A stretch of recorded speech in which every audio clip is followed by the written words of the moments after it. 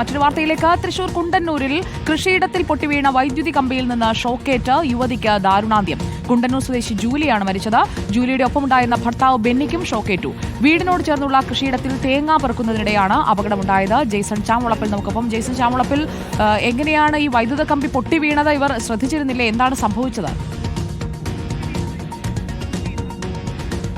കൃഷിഭൂമിയിലേക്ക് രാവിലെ 9 മണിയോടുകൂടി തേങ്ങ പറിക്കാൻ പോയതായിരുന്നു.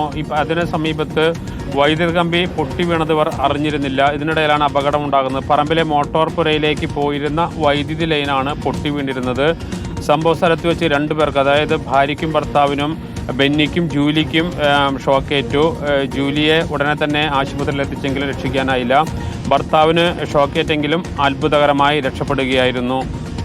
സുജയ, ഈ അപകടത്തിൽ പരിക്കേറ്റ ഭർത്താവിന് ഇപ്പോൾ എങ്ങനെയുണ്ട്? ഭർത്താവിന് കാര്യമായ പരിക്കുകൾ ഉണ്ടായിരുന്നില്ല. അത് വലിയ ആശ്വാസം എന്ന് പറയാം. കാരണം 2 പേർക്കും ഒരുപോലെ ഷോക്കേറ്റെങ്കിലും പെട്ടെന്ന് തന്നെ ഭർത്താവ് തെറിച്ച് പുറത്തേക്ക് വീഴുകയായിരുന്നു. പക്ഷേ ജൂലിക്ക് അത്ര പെട്ടെന്ന് മാറാൻ കഴിഞ്ഞില്ല. അതുകൊണ്ട് തന്നെ കാര്യമായ ഷോക്കേൽക്കുകയും ഉടനെ തന്നെ ആശുപത്രിയിൽ എത്തിക്കാനുള്ള ശ്രമം നടത്തി. പക്ഷേ അപ്പോഴേക്കും മരണം സംഭവിക്കുകയായിരുന്നു. കുണ്ടന്നൂർ തെക്കേക്കര മാളിയേക്കൽ വീട്ടിൽ ബെന്നിയുടെ ഭാര്യയാണ്. 48 വയസ്സുണ്ട് ജൂലിക്ക്. ഇന്ന് രാവിലെയാണ് നാടിനെ നടുക്കിയ ഇത്തരമൊരു അപകടം ഉണ്ടാകുന്നത്.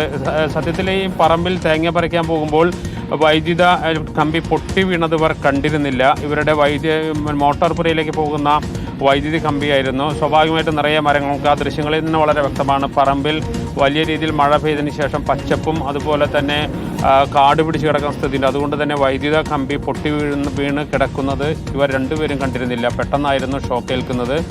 ഒരാൾ അത്ഭുതകരമായി രക്ഷപ്പെട്ടു, ഒരാൾക്കൊരു ദാരുണ അന്ത്യവും ഉണ്ടായി. സൂര്യ, വിവരങ്ങൾ നൽകിയത് ജെയ്സൺ ചാമുളപ്പിലാണ്, തൃശ്ശൂരിൽ നിന്ന്.